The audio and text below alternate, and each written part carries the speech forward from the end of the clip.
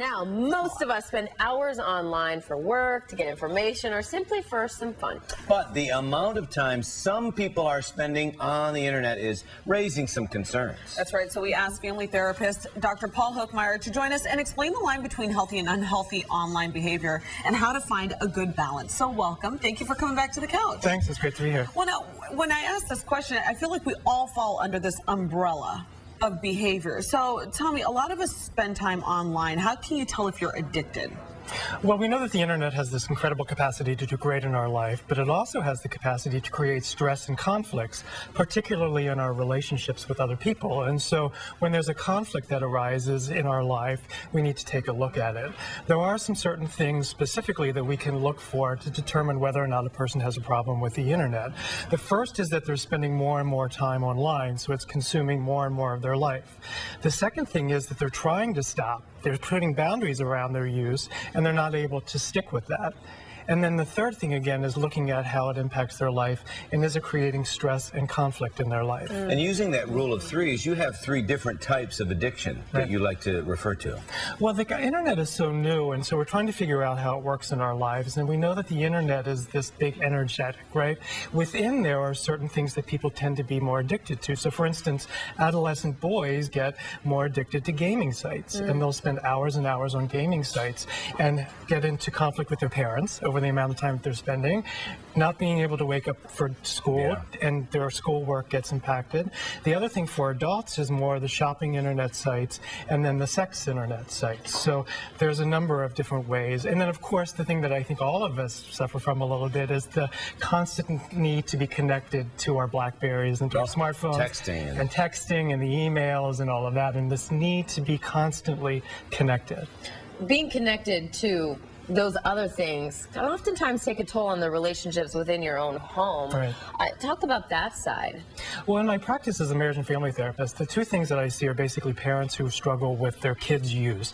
They think that their kids are spending way too much time in front of the computer, and typically they are. And also in relationships, romantic relationships, where one partner discovers that their other partner is having what we call a cyber affair with another person online. Ooh, that's Facebook.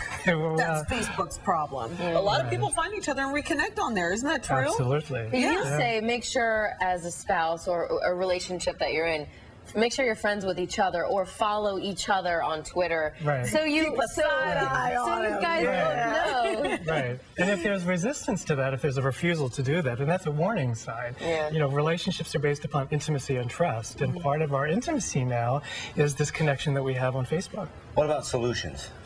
Well, solutions are basically, again, to use the technology in a way that you have control over it, so it doesn't have control over you. I like to set up very clear boundaries in terms of saying, well, we won't turn the internet on, we won't turn our phones on until 9 o'clock in the morning. Some people use their phones as an alarm clock, so the first thing that they get in contact with in the morning is their smartphone, and then they're immediately in there checking their messages. And then have a time at the end of the day when you'll turn it off. Say, I'll turn it off at 10 o'clock at night. If you have a hard time doing that, then bring somebody else into your life who's going to support you in limiting your use, and have an agreement with them that'll help you limit your use. So it's basically coming up with boundaries and ways of using it in a way that's healthy and not overtaking your life. I hate to put you on the spot, but as a parent, what is a good amount for a kid to be online a day? Do you like to set limits? I think it's very healthy to set limits with our kids. But is there a number you can give me? Is it an hour? Is it 2 hours?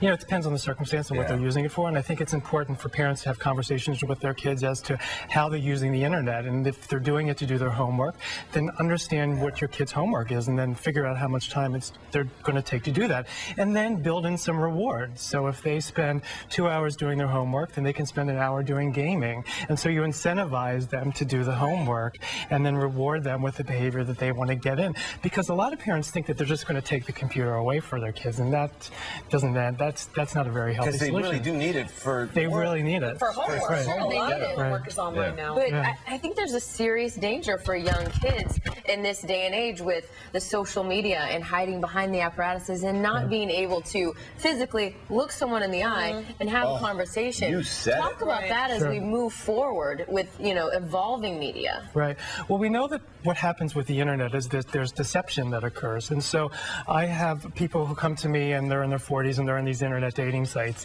and they're looking to date people of their same age, and they come to me and they say, the people that show up haven't been in their 40s for a few decades. Right. And so there's a lot of deception. What? How are you in your 40s for a few decades? That goes on. And so there's a huge, not a huge incentive, but it's much easier to lie and to create this fictional version of yourself who you want to be when you're hiding behind a computer screen, because we don't have this. We don't have the interpersonal interaction, I the worry about social that for cues. kids. I really do. Yeah. as I they- worry about it as for they grow up. society. I worry about Right. also, though, I think a lot of parents are still in denial because they get home and they're still on their Blackberries, Right. they're still on their Yes. phones. And so how can they lead by example? What tips can you give parents? Well, I think it's very important for families to have meals together. Family meals are critically important. And when you're having these family meals, make it a technology-free zone. Put away your BlackBerry. Someone's looking pretty guilty over here. No, it's tough. It is tough. It Or is the very TV's tough, on, right. or there's some Right. electronic impulse. Yeah. You have to gotta, turn you it off gotta at just some say point. no. You have When to we turn were it off. growing up, no singing at the table, no TV, no anything. Yeah. And they were all good singers. And we So- spelt it out too. Thank you, Dr. Paul Thank you. Hokemeyer, It's for always a being pleasure. here. Thank you Thanks so as much. always. Great Appreciate takeaways it. today. Right.